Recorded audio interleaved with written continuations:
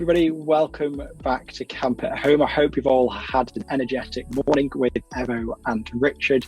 But now our attention turns to the final instalment of camp, all to do with our family treasure hunt this afternoon using the app What3Words. Now, we're aware some of you may have heard of What3Words and some of you may be completely confused to what on earth we're going on about. So if you do, and you are one of those people, then do not worry. We're here to explain everything to you in this short introductory video. So what is What3Words? Well, What3Words is an app that you can get through the App or Google Play Store, or it's also a website that has split the whole entire globe into 3x3 meter squares. And each one of these squares has randomly been allocated a set of 3 words. Now, these words aren't necessarily related or correlated to each other in any way, and 2 squares right next to each other have no pattern to them either. It is completely random.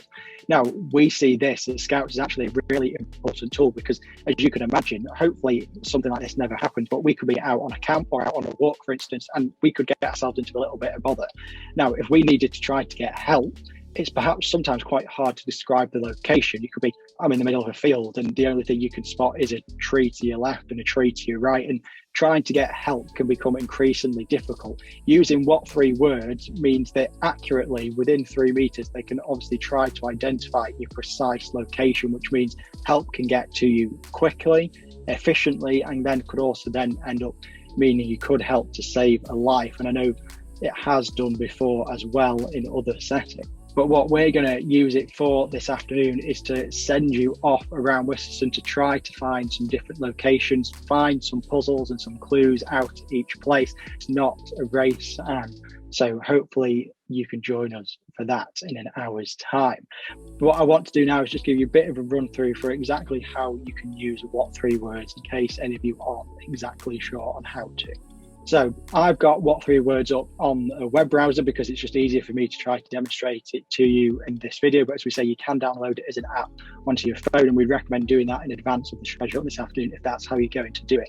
Now, as you can see here now, I've got the map up of Crewe. We can see Jerry the Swan down here in Queen's Park and probably lots of other locations that you'll be able to know yourselves. And if we zoom in close enough onto the map, you can start to see, obviously we go into more and more detail and you can start to see more and more streets, but as we get closer and closer in, you can see how the grid appears, and each one of these, as we talked about before, is your 3x3 meter square. So you can see this house here has got about 9 or 10 different What3Words just within that one house. So that's how precise it can be. It could identify whether you're in the front room of your house or maybe if you're in the garden at the back. That's how good it is.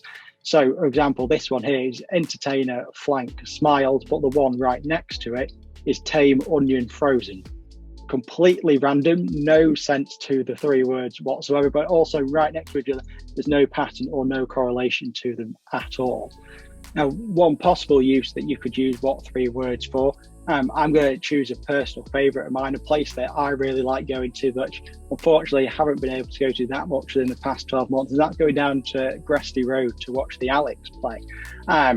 Obviously now in League One rather than League Two. So I could, for example, be meeting friends there to go to the football with, and it might be that they perhaps haven't been that often, or in many cases, like a lot of us now, haven't been for a while either, so might not exactly know where it is that they're going. And you can see here, you can see the playing surface and also the stadium that goes around, how many different What3Words there are just in this small space. So I could try to say, meet me outside of this door, something like that, and they might not be exactly sure to where it is that they are. So I could say, well, meet me at the club shop entrance, which will be about here, which would be tone always pushy.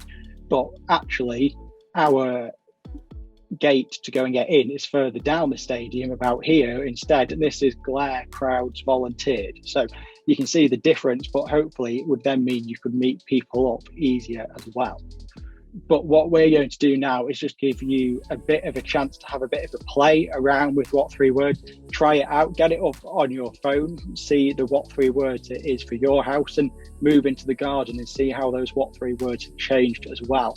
And in preparation for this afternoon, what we've got for you is a What3Words treasure hunt around London rather than Worcester. So at the end of this video, there'll be 10 different London landmarks. If you search each one of these within What3Words, see where they are, and then the answers will also be after that. So just pause the video, search them, and then see whether you've got them right, and you click play on the video after that. Now, to do this, if we use the search bar here, and it's the same thing, there'll be a search bar on the app as well. You can search for What3Words, or you can search for a location. So for example, I could search for Nantwich, and then obviously it comes up there and I can click Nantwich and it takes me then to there instead. But in most cases, that what we're going to show you for this afternoon as part of the treasure hunt around Wiston as well, you're not going to actually be searching for locations. You're going to be searching for What3Words instead. So you can do that as well. So if you know the What3Words location, same thing in the search bar, you can just put that in. It always starts with 3 slashes, and then each word is separated by a full stop. So for example here, Stadium, Thirsty, Canal actually goes and takes me to Nantwich train station instead. So that's the other way how you can search for them. So there we go. That's a very quick introduction to What3Words for you. Hopefully, if you've never heard of it before, you found it useful. And even if you have a go at the London treasure hunt. See if you can correctly identify those 10 landmark locations so that you're all ready and prepped, ready for the Wiston treasure hunt this afternoon. Of course, during the Wiston treasure hunt, as we'll remind you, of course, later on, this is going to be in person, you getting out and about around Wiston to try to find all the different clues and puzzles to go and solve before finding me and Smithy at the final location, to which you can win yourself a prize at if you manage to find us.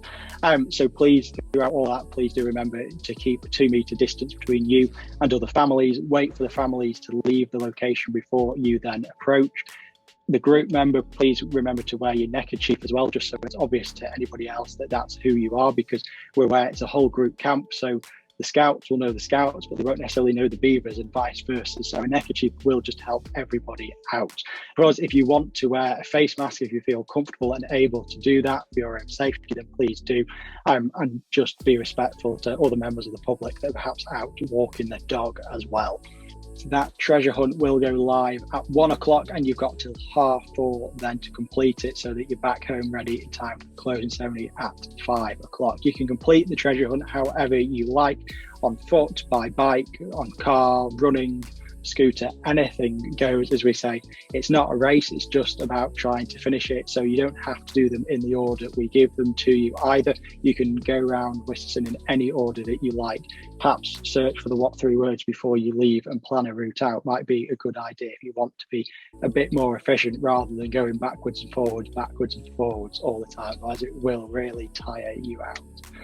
But of course, that treasure hunt's happening at 1, but before then, I think it's time that you also get a little bit more food. So what we've put onto the programme is for you to have a bit of a picnic planned as a family. So we're going to leave this one entirely down to you. Make yourself maybe a sandwich, your choice of fillings, ham, jam, peanut butter, or maybe both of those together, as I know some of our scouts like, or just keep it more plain with just cheese. Anything goes. Remember also to pack yourself a drink throughout the afternoon, as if it is hopefully a lovely sunny hot day. You'll need plenty of those fluids down you as well. So remember to have some food and ready for a picnic, which hopefully you could enjoy at socially distanced with others inside Joey the Swan as well. So that's all for this short video, hopefully. We'll put the London locations on screen for you at the end to have a go at that treasure hunt, and we'll see you back at 1 o'clock to reveal the locations for our Wiston treasure hunt. All right, have fun, stay safe, and we'll see you very, very soon.